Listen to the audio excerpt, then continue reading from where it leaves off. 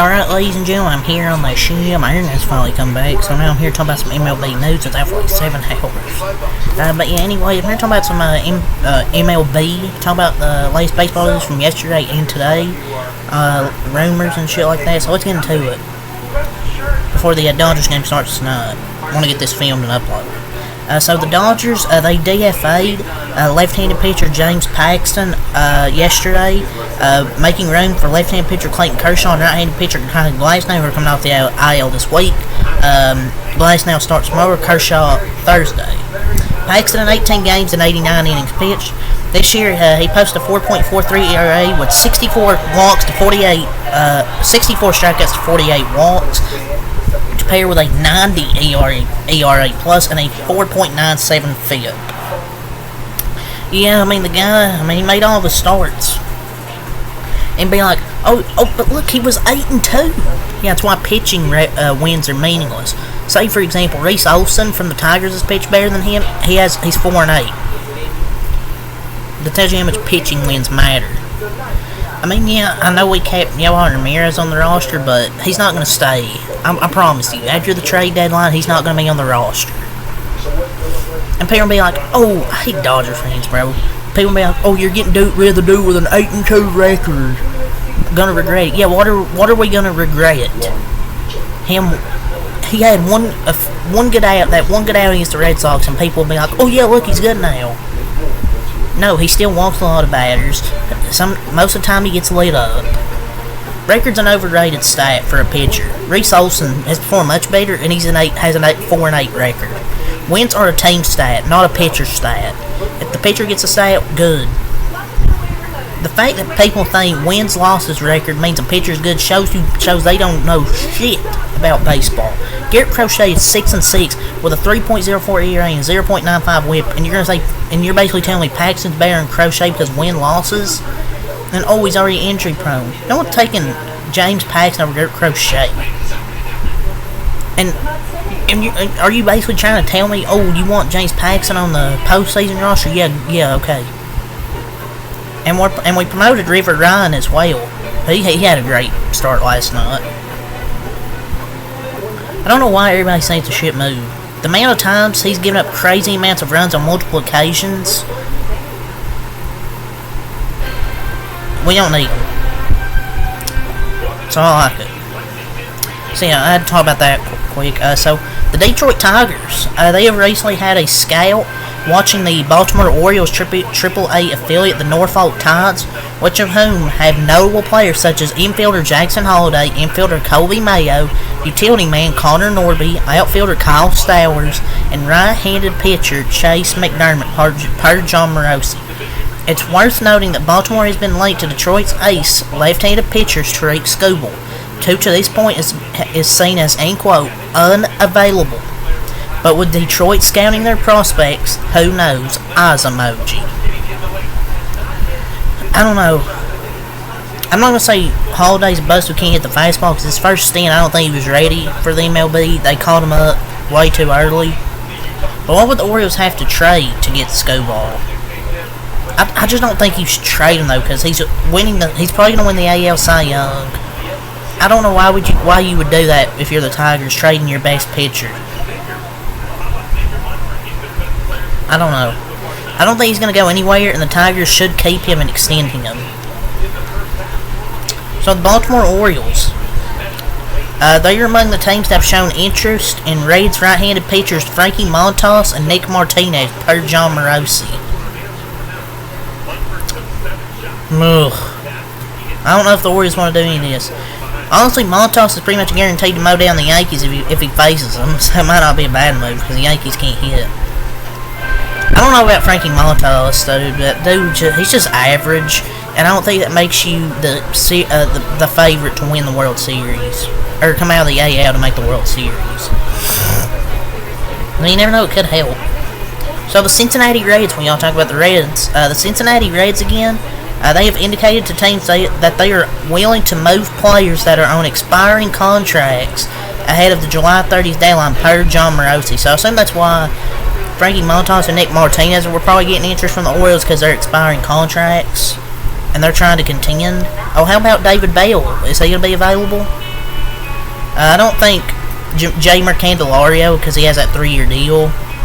I don't know. They're probably just going to be players on expiring contracts. The Reds might try and be buyers. I don't know. So, Angels utility man, Luis Rengifo, he is a, end quote, target for the Boston Red Sox ahead of next Tuesday's trade deadline, per Chris Cotillo. That's low-key. Could be a good move. I don't know. Yeah, I mean, he's kind of had some injuries, but I think he got activated for today's game. And I don't know why anybody's complaining. Well, actually, I don't know, because Emmanuel Valdez is hitting .315 from early June to early July. I don't know. Hopefully they don't get him and we can go get him, because we need a third baseman. He can play third base, because I don't think Max Muncy's going to come back this year. The Blake injury doesn't take 2 months. We need to go out there and get like a third baseman as well. So Chicago Cubs president of baseball operations, Jed Hoyer, he has confirmed that the team has, end quote, no plans to acquire rental players this summer and will instead be sellers ahead of next Tuesday's deadline. Looking ahead to 2025 and beyond, per The Athletic. Some notables.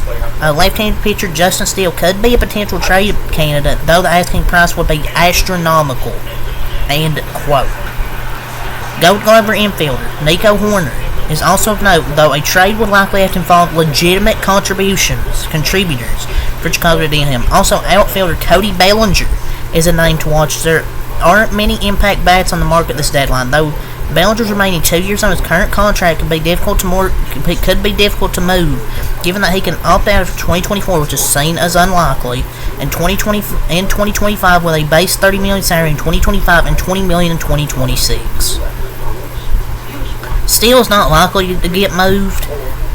I say Jameson Tylen's more likely, unless a team like, say, a Baltimore offers a big haul, like a big haul of prospects. It's not happening. And the team control Justin Steele's through 2027. But I don't know if you want to give up Nico Horner. Trading Steele or Nico Horner would be incredibly stupid. Cody Bellinger, I definitely see happening. So the Boston Red Sox, they're showing interest in left-handed pitcher James Paxton, who was DFA'd by the Dodgers yesterday. And there's a, end quote, strong likelihood that Boston will be in the mix for his services, per Rob Bradford. Oh yes, Boston definitely needs pitching. They blew a couple leads against the Dodgers that series, got swept. But I don't think James Paxton is the guy you want. I don't think you want to get him. Like, the dude is so lucky this year. He's washed.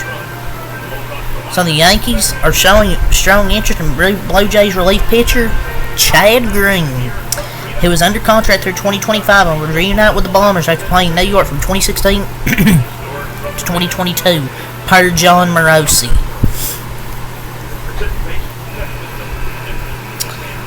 I don't know, they drugged him like a hot potato when he needed his arm surgery a few years ago. But the last thing you need is to recycle old players. That's the thing. You don't need to recycle these old players. It's not like Chad Green is going to make your bullpen that better. So if I'm a Yankees fan, I'm saying no thank you. The New York Yankees could look to trade left-handed pitcher Nestor Cortez and maximize his value under control through 2025 for an infielder or left fielder via the Athletics' Chris Kirschner. I noticed that this trade prediction could be eerily similar to when the New York Yankees traded Jordan Montgomery to St. Louis in 2022 in their acquisition of outfielder Harrison Bader. Here's a quote from Nestor. It's a privilege to wear the pinstripes. Proceeds to get shelled his next start after the tweet. That's legit what he said. It's a privilege to wear pinstripes, something like that. He proceeds to get shelled in his next start for that tweet. And maybe he could get traded. Oh, what are they going to get for him? I don't think you're going to get anything for Nestor Cortez. That dude's trash. The Philadelphia Phillies, they've reportedly discussed White Sox left-handed pitcher Garrett Crochet and Tigers right-handed pitcher Jack Flaherty as potential rotation upgrades ahead of next Tuesday's trade deadline, per John Morosi. If you're a Phillies fan, you're probably like, for the love of God, do something, get them. But who aren't the Phillies interested in? I've heard so many names. But they don't need pitching. That's not their biggest need right now. You need to get some offense. You need an impact bat. You should go and get that impact bat first, then try and focus on pitching. So the Minnesota Twins are reportedly working with payroll limitations ahead of next Tuesday's trade deadline and will have to walk on add and subtract tightrope, per Jeff Passan. The Twins currently hold the second wildcard spot in the AL while sending 4 games back in the AL Central, but it's worth noting that the DSG Diamond Sports Group TV revenue going bankrupt in 2023. Twins president of baseball operations Derek Falvey made it known in last November that the team's payroll, end quote, would go down. This team refuses to win. You also have the 8th richest owner in the MLB, by the way. And you're absolutely terrible. Owners won't shell out the money for a team that can win. This team can win. They're 55-44. Like, you're not going to go out and go all out and try and win? Like, come on, man. Stop playing with me.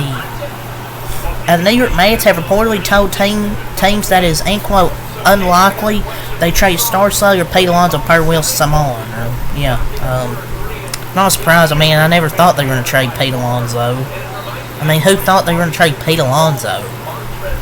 He's not going to re-sign then. You should have just sold him when you can. So the Baltimore Orioles are reportedly, end quote, willing to discuss trades for outfielder / first baseman Ryan Mountcastle and outfielder Cedric Mullins. You got to give up good players to get good players. You got to think this means they aggressively pursue Garrett Crochet or Tariq Skubal. The Los Angeles Angels have made left-handed pitcher Reed Detmers available ahead of next Tuesday's deadline and have reportedly drawn trade interest from numerous teams, per Jeff Passan.